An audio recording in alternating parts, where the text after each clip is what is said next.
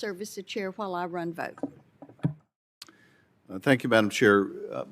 Mr. Romano, what are the criteria for the government to seek a non-disclosure order, and under what circumstances is that appropriate? As members have talked about, or as senators have talked about, when there is a concern about disclosure of information related to the investigation, such as the risk of flight or witness tampering or the destruction of evidence.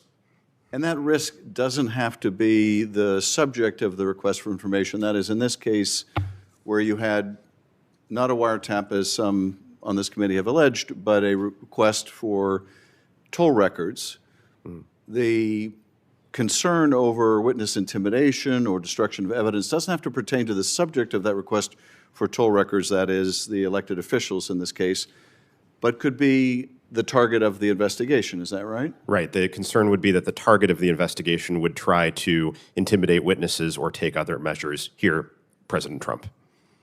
And are you familiar with the indictment of President Trump in both the January 6th investigation as well as the sequestering of classified materials in Mar-a-Lago? I am. Were there allegations in particular, if we focus on the Mar-a-Lago case, were there allegations that the president was involved in trying to intimidate witnesses or obstruct that investigation? It's been a while since I've read the indictment, but that sounds right to me.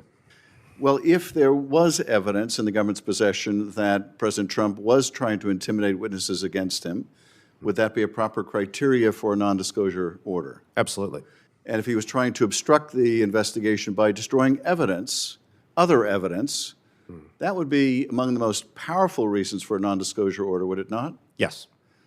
Now, I don't know, are you familiar with Jack Smith's deposition before the House of Representatives? I've read about it, but I didn't watch it. Well, in that deposition, Jack Smith testified, in this particular case, there was a grave risk of obstruction of justice given the obstructive conduct of President Trump as it is set forth, for example, in the indictment in Florida. President Trump tried to obstruct that case in multiple ways.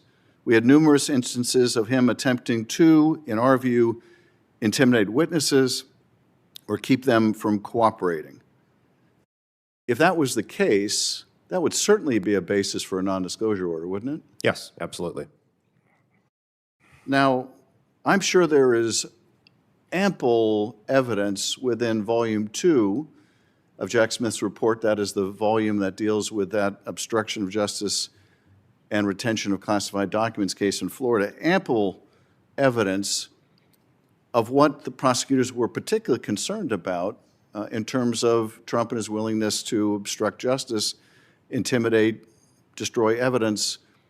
So if this committee were genuinely interested in finding out whether there was a legitimate basis for the government to seek an NDO, wouldn't it make sense for this committee to subpoena Volume 2 of the report? I think so.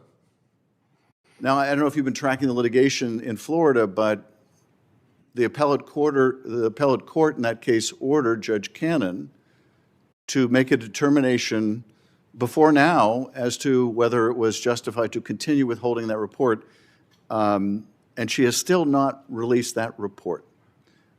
Is that your understanding as well? I haven't been closely following that, but that sounds correct.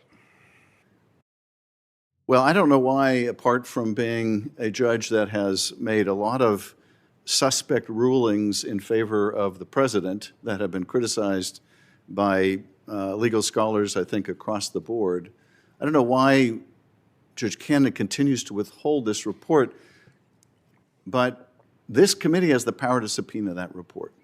This committee has the power to bring Jack Smith in here in a public hearing to ask him these questions. Instead of badgering all of you, we could go right to the source.